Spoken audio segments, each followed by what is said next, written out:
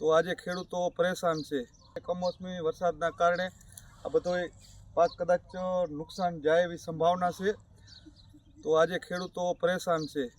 આજે જોઈ શકો છો, આજે મહેનત કરીને આજે બધો પાક ઊભો કરેલો, તો ભગવાને થોડીક આશા માથે પાણી ફેરવ્યો એટલે થોડુંક દુઃખ છે। દુઃખ સાથે જણાવવાનું કે આજે હરેક ખેડૂતને નુકસાન જવાની સંભાવના પૂરેપૂરી છે। તેમાં છે આ ધાણા, વરિયાળી, જીરું, મેથી, આ સંપૂર્ણ રીતે થોડું જાજુ નુકસાન જઈ શકે એવું છે। તો સરકાર શ્રી પાસે વિનંતી કે એના તાત્કાલિક પગલાં લે અને ધ્યાન દોરે અને સહાય પેકેજ કાંઈ પણ રજૂ કરે એવી સરકાર શ્રી પાસે વિનંતી। આજે જોઈ શકો છો કે આપણે સમજી શકો છો, આજે રવિ પાક છે।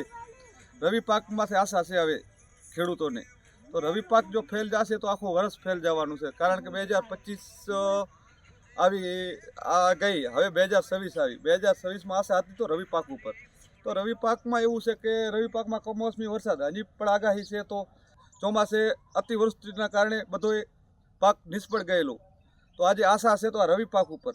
રવિ પાકે કદાચ મને એવું લાગે છે કે ક્યાંક ને ક્યાંક કુદરત નથી રાજી, તો સમજી શકો છો કે આ બધું હવે આશા છે તો આના ઉપર છે, થાય તો સારું, નહીં તો જય સિયારામ।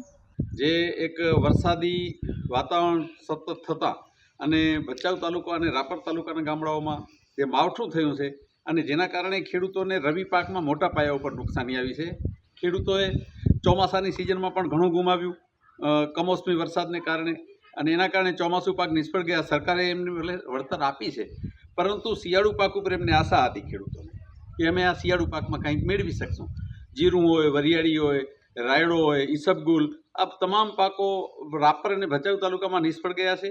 અને સાથે સાથે એરંડા અને કપાસ જે કાંઈ બચેલા હતા થોડા ઘણા, એમનું પણ પૂરું થયું છે।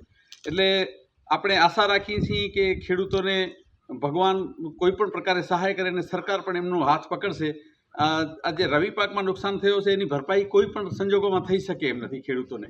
અને આજે એવી પરિસ્થિતિ નિર્માણ થઈ, રામવાવ હોય, કુડાજામપર હોય, મનફરા હોય, ખાર હોય, ચોબારી, પાણી વહી નીકળ્યા। આવા સંજોગોમાં ખેડૂતોનું જે પરિશ્રમ કર્યો હતો, એક આશાનું કિરણ એમના માટે ઉગ્યું હતું કે ચોમાસામાં જે નિષ્ફળ ગયા છે